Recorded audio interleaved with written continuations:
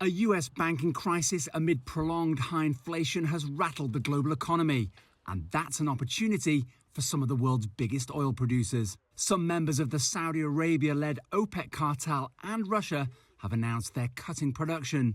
Analysts say these producers are trying to time their move.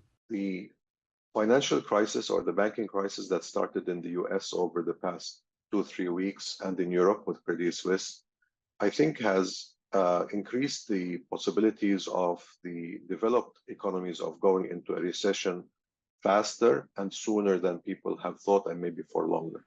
Cutting production to limit supplies typically sends crude oil prices up, and the international benchmark Brent crude rose 6% on Monday to over $80 a barrel.